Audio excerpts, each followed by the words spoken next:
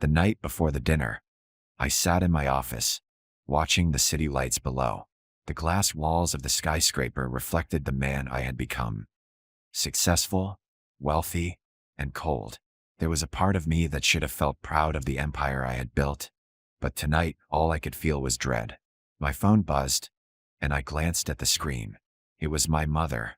I hadn't heard from her in weeks, but I knew exactly what this call was about. Jun-ho. Her voice came through, sharp and demanding as always. We're having a family dinner tomorrow. You'll come, won't you? I hesitated for a moment. A part of me wanted to make an excuse, tell her I had work or that I wasn't feeling well, but I knew it would be pointless. She never took no for an answer. Of course, I'll be there, I said, forcing a smile I didn't feel. I could already picture the dinner table, the strained smiles, the thinly veiled accusations. My younger brother, Ji-ho, would be there too. He had always resented me even as a child. No matter how much I did for him, how much money I gave him, it was never enough. It wasn't even about the money anymore. It was about control. He hated that I had more than him, hated that I had built something from nothing while he had always relied on the handouts of others, particularly me. And my mother, ever the enabler, fed that resentment.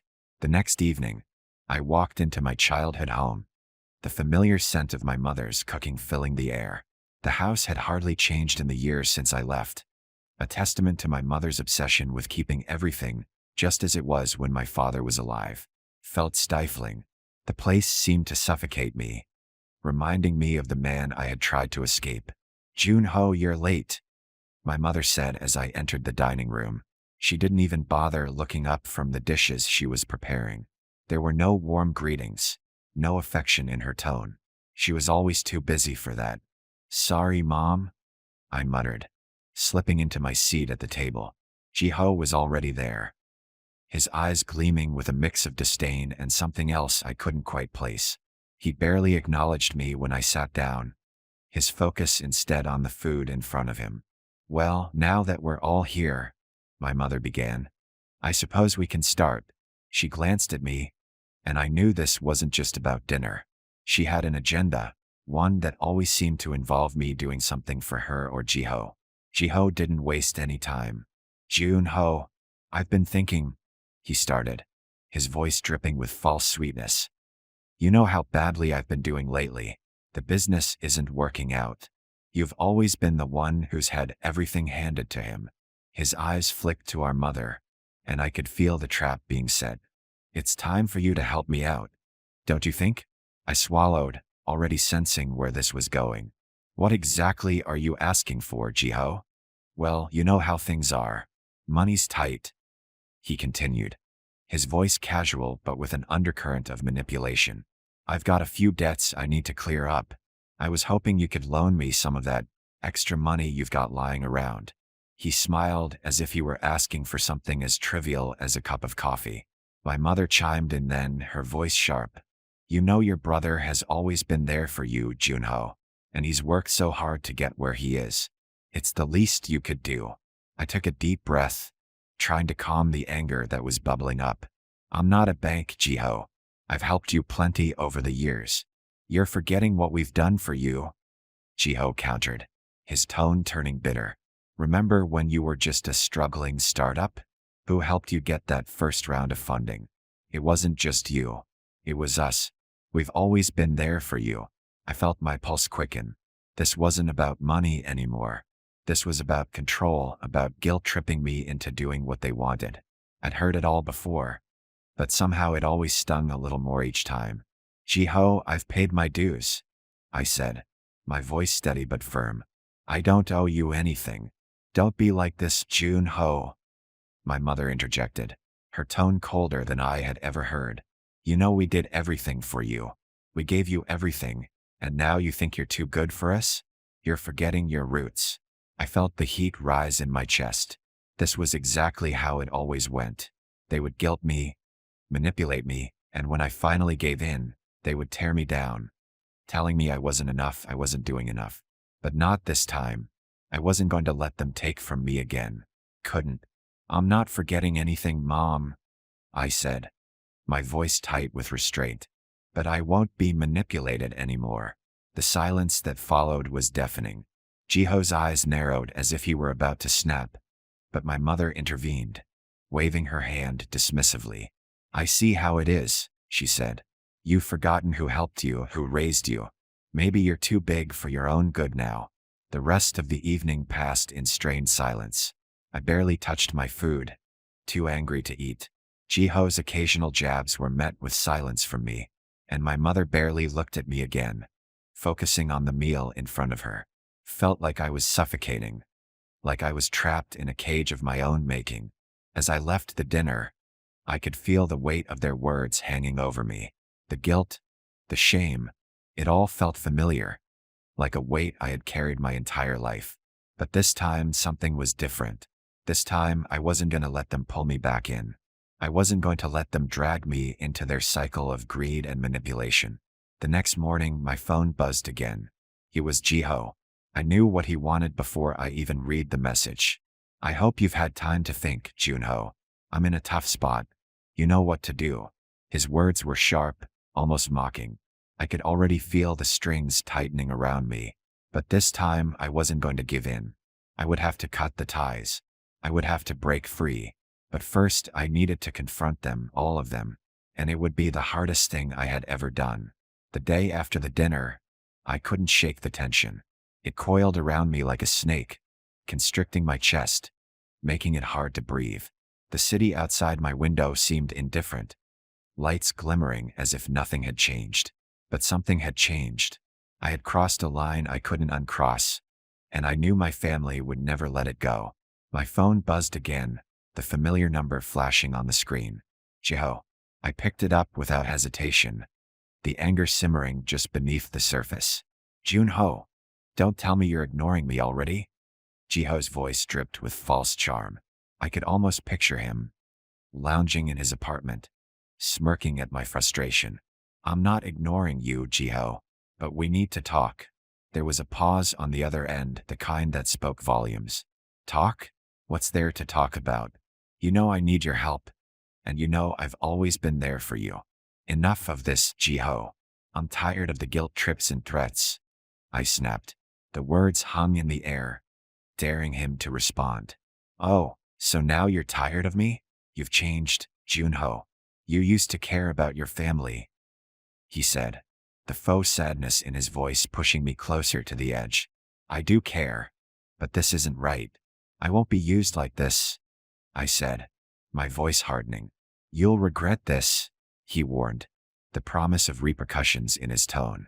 I ended the call, my hands shaking as I stared out at the city below, a city I had conquered but never truly owned. I needed to figure out how to confront this, how to stop the cycle before it swallowed me whole. The next morning, Minacio stood at the kitchen counter, sipping her coffee with a furrowed brow. I could see the concern in her eyes, the way she glanced at me as if she were afraid I'd break at any moment. She knew something had happened at the dinner, but I hadn't told her the details. I was afraid that if I did, she'd be dragged into the mess, and I couldn't bear the thought of that. Junho, are you okay? A deep breath, she asked, fighting the urge to lie. I'm fine, just tired. Minacio wasn't convinced, and I could see the questions building behind her eyes. I didn't have the energy to answer them, not today. I knew she was right to worry. I'd always been good at masking my emotions, at keeping my struggles behind closed doors. But this felt different. This was more than just stress. This was betrayal, the kind that carved into your soul, leaving scars that never truly healed. Junho, talk to me, she insisted, placing her coffee down and stepping closer. You don't have to go through this alone. Couldn't hold back anymore. I turned to her, the frustration spilling out. It's Jiho, Minacio. He keeps demanding more, and my mother. She's backing him up. It's like they think I owe them, like I'm just an ATM with a conscience. Minacio's eyes widened with shock.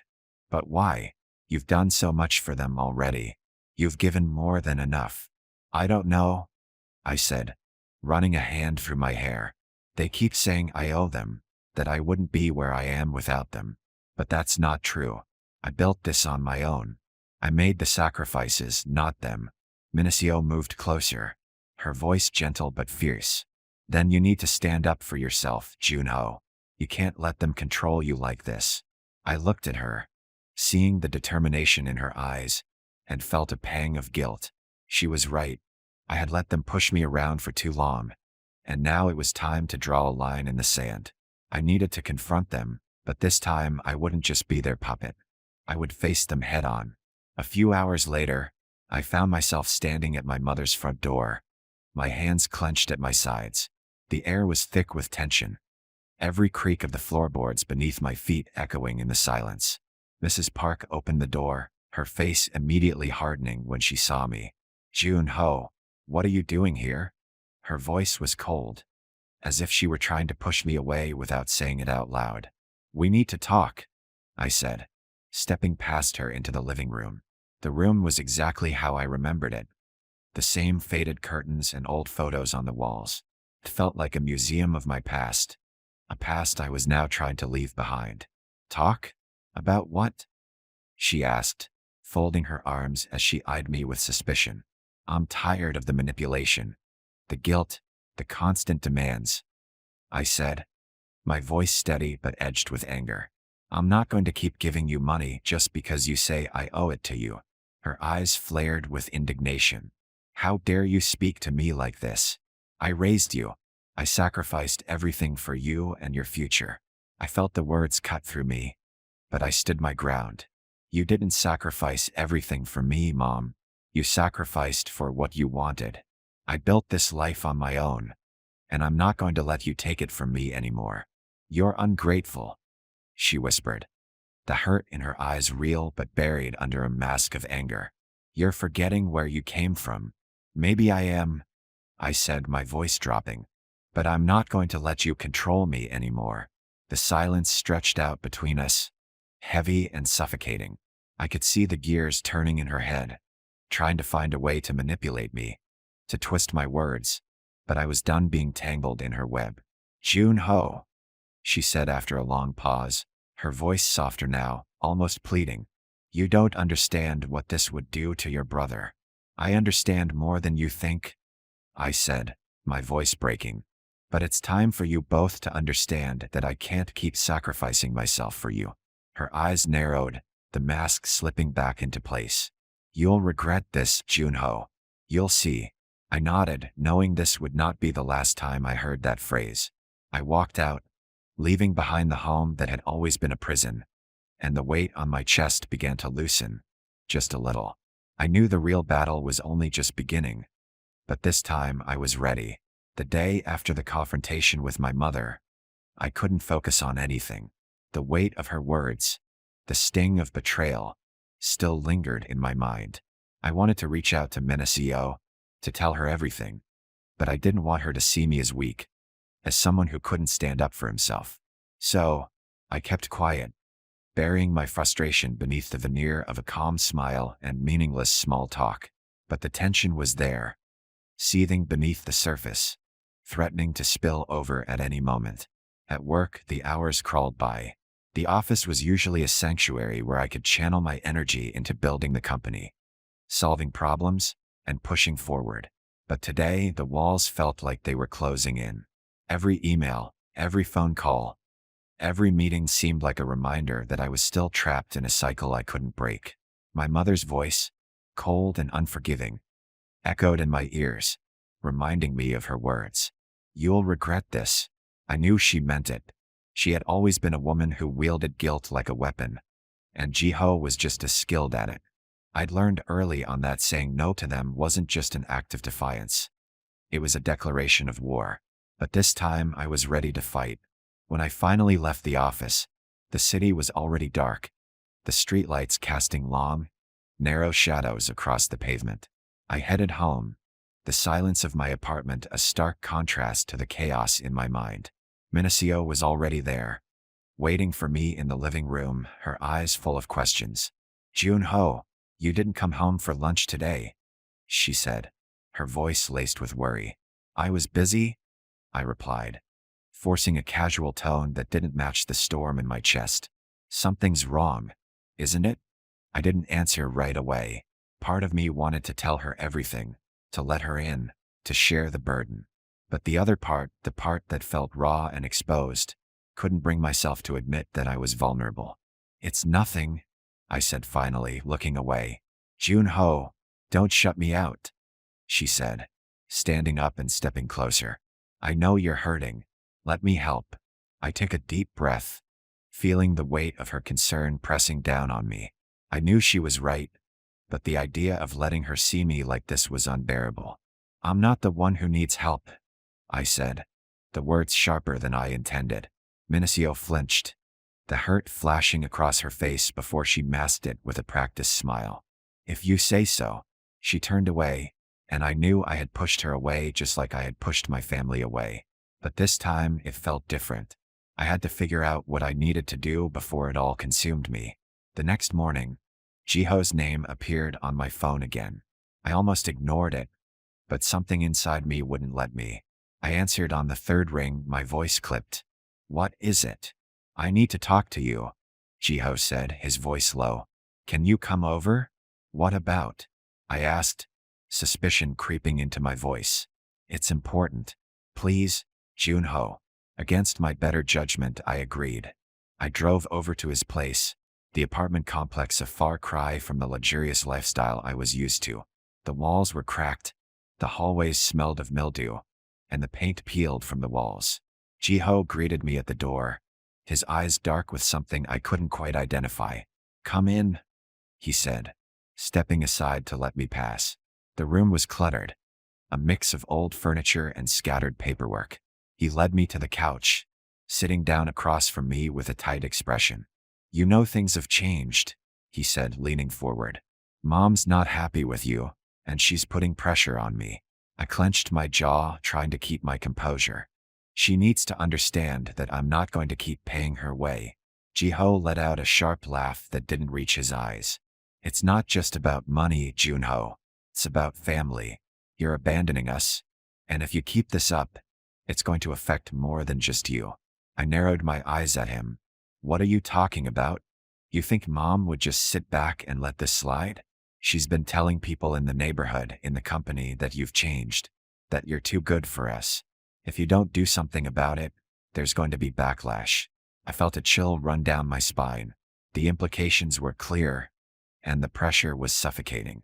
Jiho's eyes met mine, and for a moment, I almost believed he was trying to help me. But that look was gone in an instant. What's it going to be, Replaced by a Junho? smirk, he said, his voice low. Are you going to let the family fall apart over this? Or are you going to step up and take responsibility? The room seemed to shrink around me, the air thick with the weight of his words. I wanted to tell him to go to hell, to let him know that I wouldn't be manipulated anymore.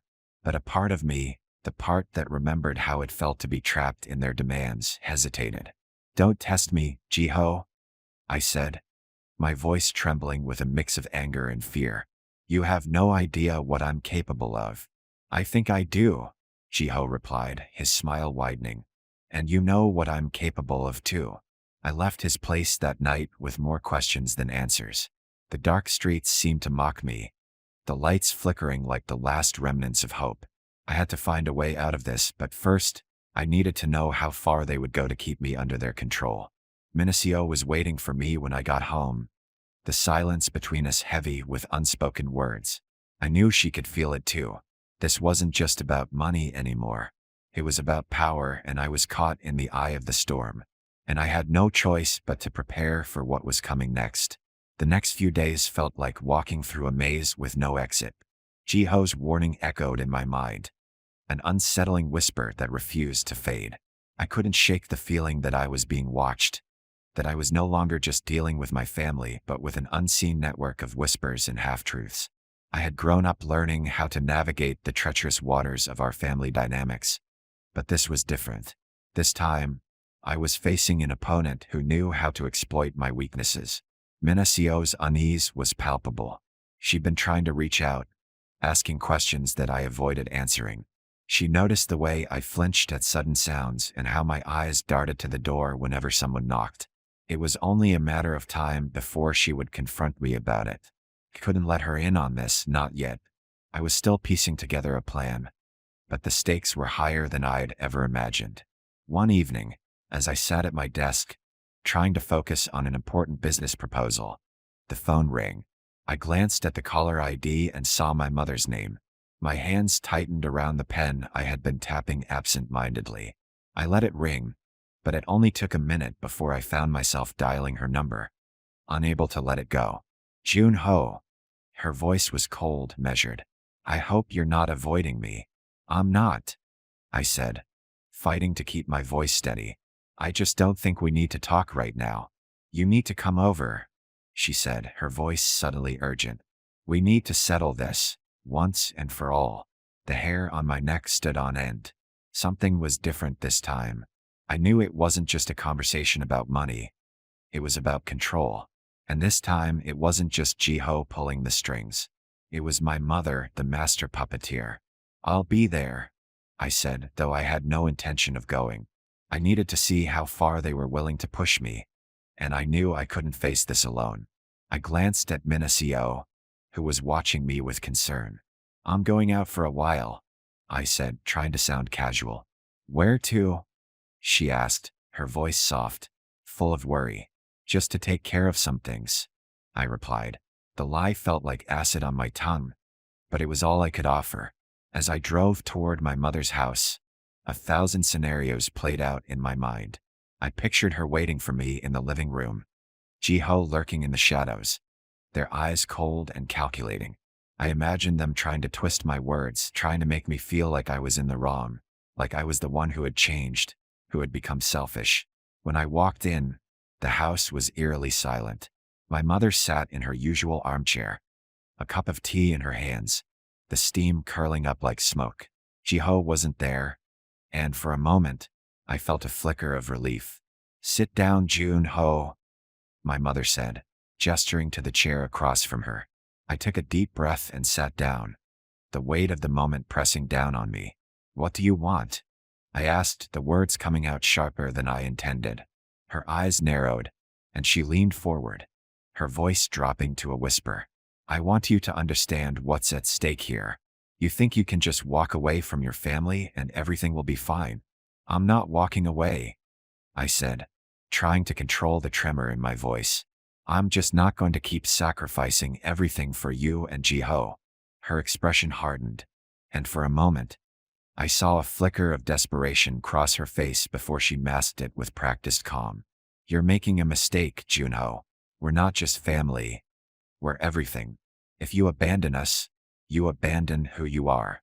You don't get to decide that for me, I said, my hands clenched into fists. I made my own path, and I'm not going to let you guilt me into giving up everything I've worked for.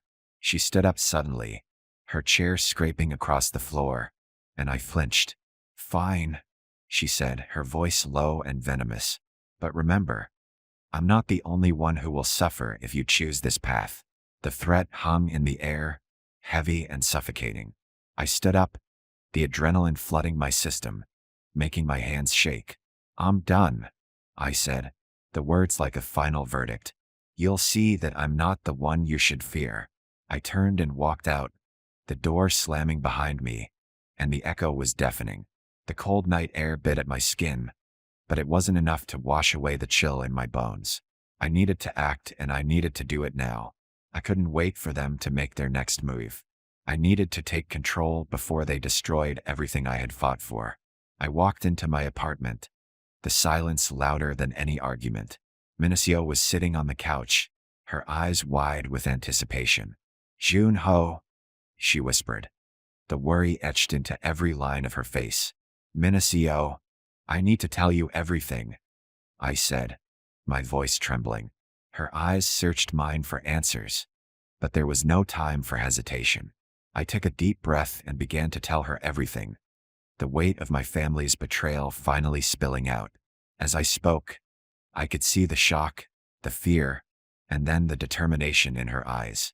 We were in this together, and for the first time in days, I felt like I wasn't alone. But the road ahead was dark, and I knew that this was just the beginning. I was done being controlled, and I was prepared to fight for my freedom no matter what it cost me. The morning after, the tension in the apartment was suffocating. Minacio and I sat in the kitchen, the smell of fresh coffee mingling with the exhaustion that hung between us. She hadn't spoken much since I told her everything last night, but her silence wasn't empty. It was filled with the weight of the decision I'd made. For the first time, I felt like someone else truly understood the storm raging inside me. "You know, this is going to be harder than you think," she said finally, breaking the silence. Her voice was gentle, but there was an edge of steel in it. "They won't give up so easily." "I know," I said, running my fingers through my hair. "But I'm done being afraid of them. I'm tired of watching them use me, manipulate me, just because I'm the one who can make their lives easier. It's time for them to see the consequences." Minacio nodded, but I could tell she was worried. I knew she was afraid for me. I had seen the way her eyes darted toward the door whenever someone passed by the building. How she jumped at every knock. This wasn't just about me anymore. It was about her, and it was about the life we were trying for her hand together, squeezing it tightly. "I'm not going to let them destroy us," I said, the promise hanging in the air between us. She gave me a small, shaky smile, but I could see the doubt behind her eyes. It wasn't a doubt in me. It was a doubt in the strength of the world we were up against. Later that day, I decided to make my next move. I needed to know where my mother was drawing her power from and what kind of threats she could make. If she wanted to play this game, she would learn that I wasn't going to be a pawn any longer. The first step was to make sure that any leverage she had was taken away from her. I reached out to an old friend from university, one who had worked in corporate law and who owed me a favor.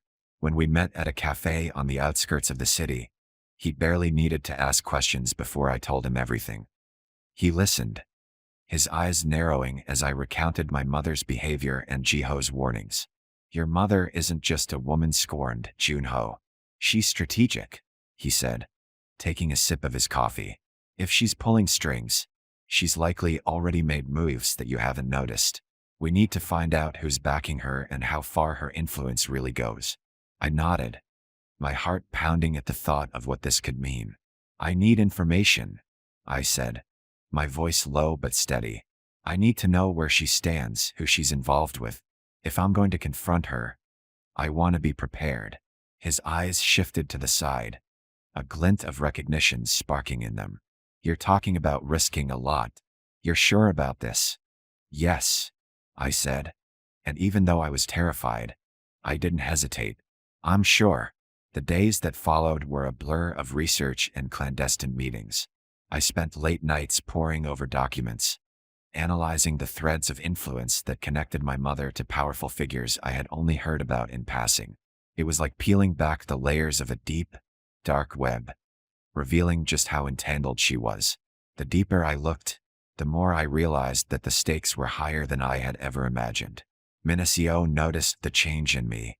I was more restless, pacing the floor at night and waking up with nightmares of what might happen. She tried to reach out, but the walls I had put up between us were hard to break down. I couldn't let her get hurt, couldn't let her feel the brunt of the storm I was about to unleash. One evening, as I sat at my desk, the doorbell rang. I hesitated, my heart pounding as I walked to answer it. Standing in the hallway was Jiho, his expression dark and unreadable. "Junho, we need to talk," he said, stepping into the apartment without waiting for an invitation. "What do you want?" I asked, keeping my voice level. He looked at me, eyes sharp and calculating. "Mom's not happy with the way things are going. She's made it clear that if you keep pushing her, there will be consequences." I swallowed hard, my pulse quickening. "I'm not afraid of your threats, Jiho. I'm done letting her control me."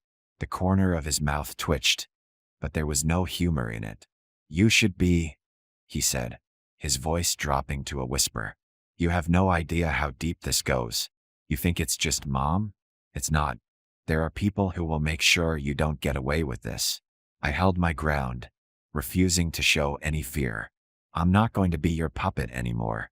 If you think you can intimidate me into submission, you're mistaken." For a moment, silence hung between us, heavy and thick. Then, without warning, he stepped forward, his voice barely a whisper. "You have no idea what she's capable of. You've never seen her when she's really angry. That was all I needed to hear. A spark of defiance flared in me, burning hotter than any fear. I knew I was heading into the unknown, but I would not be intimidated. Not by Jiho, not by my mother, and not by the dark corners of their world. I'll take my chances, I said, voice steady. And you should too, because when this is over, the only thing you'll have left is regret. Jiho's eyes narrowed, his lips pressing into a thin line. Without another word, he turned and walked out, leaving me alone with the echoes of his warning. Minacio was waiting in the living room, her eyes wide with worry. I met her gaze and knew that whatever happened next, we would face it together. The storm was coming, and I was ready to face it head-on. The days blurred into each other, a non-stop cycle of meetings, whispered conversations, and late nights filled with adrenaline and dread. Minacio and I didn't speak much, but when we did, I saw the way her eyes shone with determination. She was in this with me, and even though I was terrified of what was coming, her support was the only anchor keeping me grounded.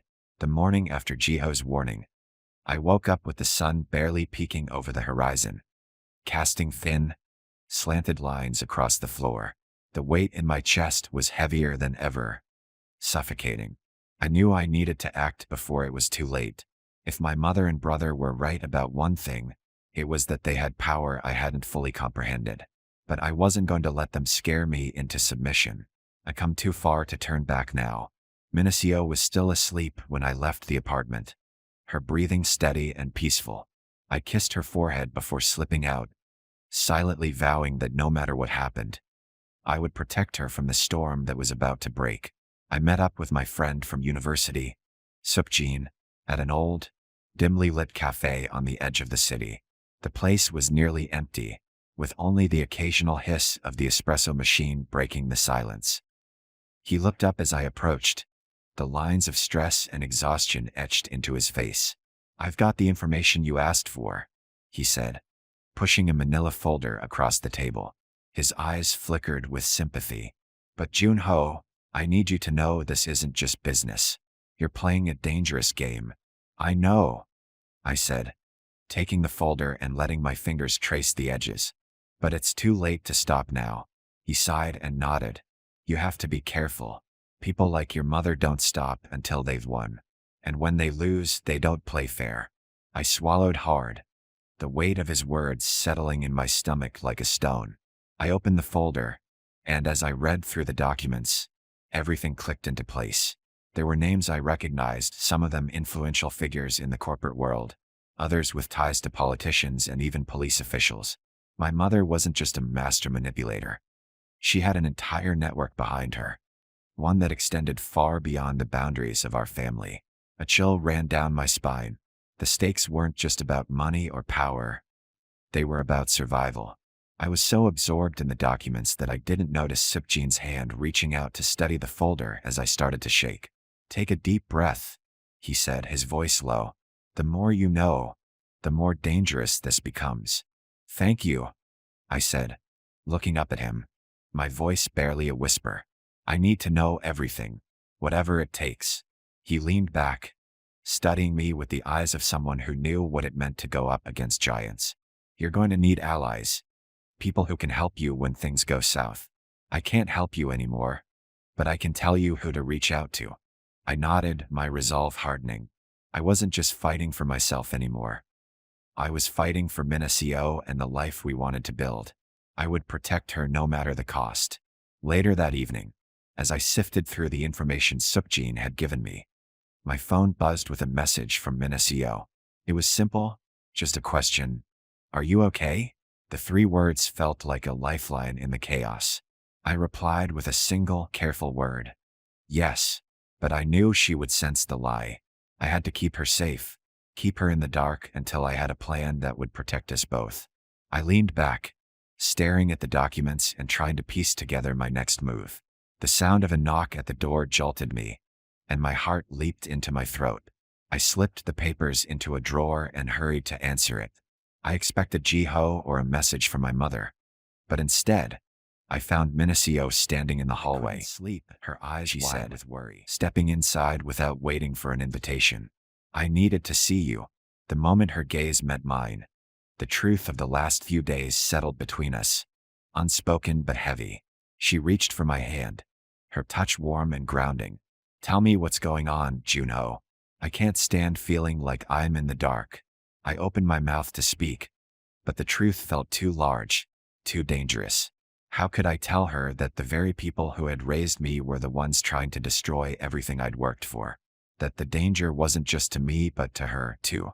I took a shaky breath and met her eyes, seeing the trust in them.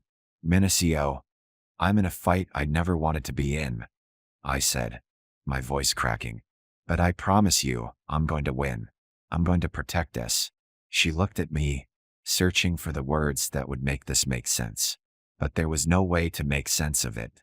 There was only the storm waiting to break, and the knowledge that I was the only one who could stand against it. I believe you, she whispered, squeezing my hand. But you don't have to do this alone. I swallowed the lump in my throat and nodded. For the first time in days, I felt a flicker of hope. It wasn't just me against them anymore. Minacio was with me, and no matter what came next, we would face it together. The night stretched on, a canvas of uncertainty painted in shadows and whispers. I knew that tomorrow would bring more challenges, more threats, but as long as Minacio stood by me, I felt ready to face whatever was coming. And when the storm broke, I would be ready. The next morning, I woke up with a sense of urgency pressing down on my chest. I had a meeting scheduled with an old contact, someone who had once been my mother's right-hand man but had fallen out of favor after a bitter disagreement. I needed his insight, his knowledge of what I was dealing with. If anyone could give me a clue about the true depth of my mother's network, it was him. I found myself pacing the apartment, the weight of what I was about to do settling in my bones. Minacio stirred in bed, her eyes fluttering open to see me staring out the window. "You're up early," she said, her voice soft and drowsy. "I have a meeting," I replied, forcing a smile I didn't feel. "I'll be back soon." She sat up, the concern in her eyes making me hesitate. "Junho, be careful. Please." I nodded, but my mind was already miles ahead, thinking of the conversation I was about to have. The moment I stepped out into the morning air, the cold nipped at my face, sharp and unforgiving. It felt like a warning, a reminder that nothing was going to be easy from here on out. The cafe where I met Mr. Choi was tucked away behind a row of narrow alleys, the kind of place where secrets were whispered in hushed voices over steaming cups of coffee. Mr. Choi was already there when I arrived, sitting at a corner table with his back to the wall. He was an older man, late 60s, with a face that had seen too many battles and a voice that still carried the authority of someone who had once been untouchable. "Junho," he greeted, eyes sharp as he took me in. "You've got guts showing up here. I thought you were smarter than that." "I need your help, Mr. Choi," I said, not wasting time on pleasantries. I sat across from him, studying his face for any sign of recognition or fear. He chuckled, the sound grating in the quiet space between us. "Help? You think I'd risk my neck for you, kid? Your mother's not someone you take lightly." "I know that," I said, my voice low but resolute. "But I'm not here to play by her rules anymore. I want to know what I'm dealing with, what she's capable of. And I know you're the only one who can tell me." His eyes narrowed, and for a moment I thought he might refuse. But then he leaned forward, his hands folding together like a prayer. "Your mother has always had an eye on the big picture. She's not just a businesswoman. She's a queen on a chessboard, and she plays to win. If you're going to take her on, you'd better be prepared for what's coming." "I'm ready," I said, my voice firmer now. "I need to know who her allies are, what her reach is. The deeper I go, the more I realize I'm dealing with more than just family drama." Mr. Choi's expression softened, a flicker of something, regret, maybe, crossing his face. "You're right about that. There's a web, Junho, a network of people who owe her favors, who fear her more than they respect her. You're not just fighting her. You're fighting a legacy." "What do I do?" I asked, my hands clenching into fists under the table. "You go to the source," he said, leaning back and letting his eyes settle on mine. But be warned, there's no coming back from this. Once you step into her world, there's no way out unless you're ready to burn everything down. Burn it down, I repeated, the phrase taking root in my mind. For the first time in weeks, I felt a plan taking shape, a strategy that might just give me a fighting chance. As I left the cafe, I couldn't shake the feeling that the game had changed. No longer was I just defending myself. I was preparing to go on the offensive. And the more I thought about it, the more I realized that it was my only chance. Minicio was waiting for me when I got back, her eyes searching mine for answers. I took her hands in mine, the warmth of her touch grounding me. I spoke to Mr. Choi, I said, the words sounding almost surreal. He's told me what I need to know. It's time to take the fight to her. Her eyes widened, the weight of what I was saying sinking in. Junho, are you sure? This is dangerous. I'm sure, I said, squeezing her hands. And I need you to trust me. This isn't just for me. It's for us. For the life we want. I saw the hesitation in her eyes, the fear, and I knew that she wanted to say more, to tell me to stop, to turn back. But instead, she nodded, her voice steady. Then I'm with you, whatever it takes. The resolve in her eyes gave me the strength I needed. I kissed her forehead, a promise that I would come back, no matter what. The plan was simple, but the execution would be anything but. I knew my mother wouldn't be caught off guard. She would retaliate, and when she did, it would be with the full force of her influence. The storm was coming, and I was ready to meet it head-on. I would take everything she had and turn it against her. The time for playing by her rules was over. Now it was time for me to write my own. The city hummed with life as I prepared for the meeting, but I felt more like a ghost than a man. The last few days had been a blur of sleepless nights and adrenaline-fueled planning, piecing together every bit of information Mr. Choi had shared with me. I had enlisted contacts and made deals with people I never thought I'd cross paths with. The web was woven tight, and now it was time to pull at the threads and see what unraveled. I met with Suk Jin again in the dim light of his office, the tension between us palpable. He was the only one who knew the full extent of what was coming. This is it, Junho, he said, his voice rough with exhaustion. You've got one shot. Make sure it counts. I nodded, taking a deep breath and straightening my tie. My hands were steady now, a stark contrast to the shaking that had plagued me only days before. I know. I'm ready.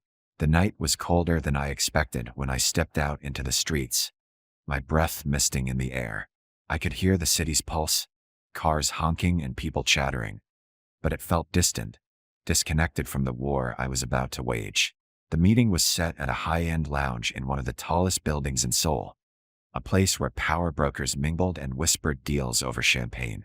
My mother was already there when I arrived, sitting at the bar, her back straight and her eyes sharp. She looked like the queen she believed herself to be, commanding and untouchable. I pushed through the crowd, forcing my muscles to relax as I approached her. The lounge was filled with people who wouldn't know the real stakes of this meeting, who wouldn't know that this was more than just a family conversation. Eyes met mine. It was the beginning. And for a moment, I thought I saw a flicker of recognition, of something human, before it was replaced by a glint of triumph. Junho, she said, her voice cool and detached. It's about time you showed up. I smiled thinly and took a seat across from her. You've been busy, I can tell, I said, nodding at the crowd around us. Surprised you made time for me. She raised an eyebrow, her lips twitching into a smirk. I was wondering when you'd finally grow a spine, she said, leaning forward, eyes narrowing. But let's not waste time on pleasantries. What do you want, son? The words were already on the tip of my tongue, but I let them hang in the air, testing her resolve. I'm here to put an end to this, I said, voice low but not shaking. I'm tired of being your pawn, and I'm tired of your game. For a moment, silence hung between us, thick and suffocating. Her eyes darkened, and I knew I had touched a nerve. You think you can take me on, Junho? You're not even in my league, she said, a harsh laugh escaping her lips. I leaned in, meeting her glare without faltering. I don't need to be in your league, mother. I just need to be better than you. Her eyes widened, the smirk faltering. The shift was subtle, but it was there, and I knew I had the upper hand. She was scared, and that was more than I'd hoped for. You think I'd let you disrupt everything I've built? She hissed, voice laced with venom. I'm not going to let you walk out of here and ruin me. Then you shouldn't have made me your enemy, I said. The air between us crackled, electric with unspoken threats. Because now, I'm not going anywhere until you're out of the picture. The tension snapped, a line crossed that couldn't be uncrossed. Her eyes narrowed to slits, and I could almost hear the gears turning in her mind.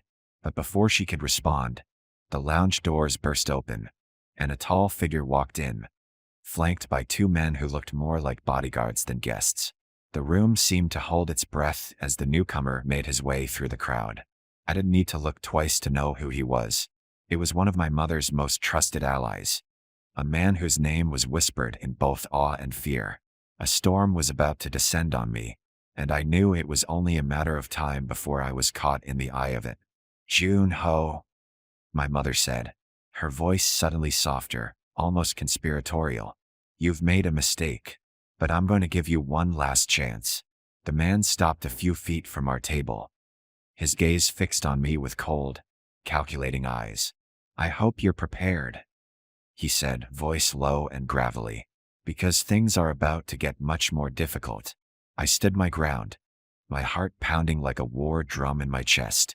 I'm ready, I said, the weight of the room pressing down on me. As the man took a step forward, I knew this was the moment everything changed. No more shadow games, no more whispered threats. This was war, and I was finally ready to fight for what was mine.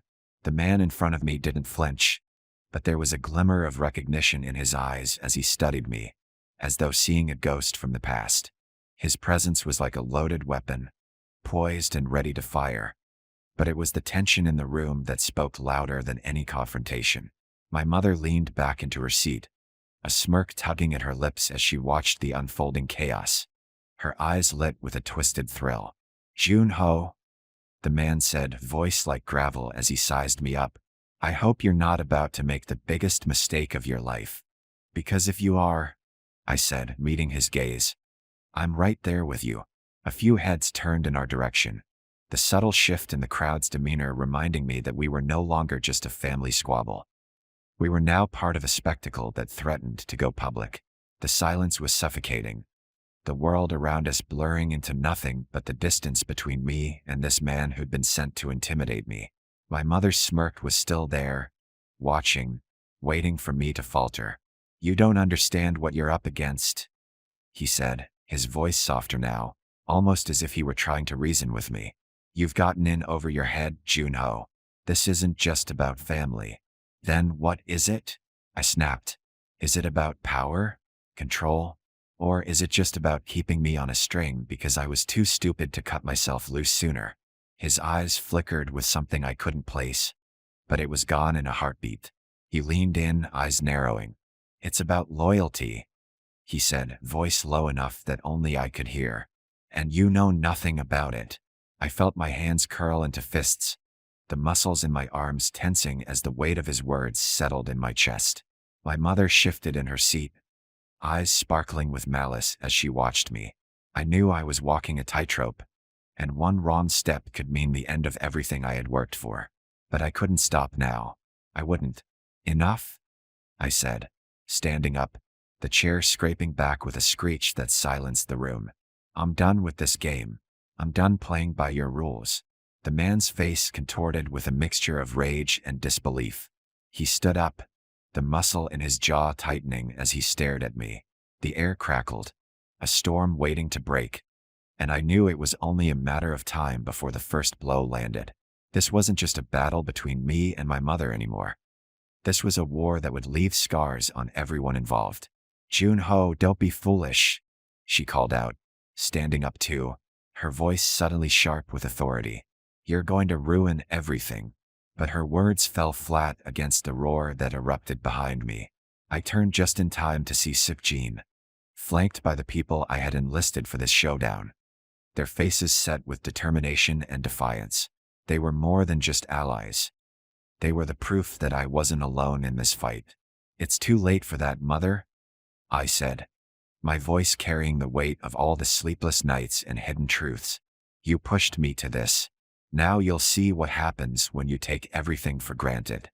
The man beside my mother stepped forward, his eyes darting to Sukjin and then back to me. The air felt heavy with the unspoken promise of violence. And then, like a signal that it was time, chaos erupted. A commotion broke out, sharp and frantic, as people scattered in different directions. A mix of confusion and panic painting the room in a frenzy.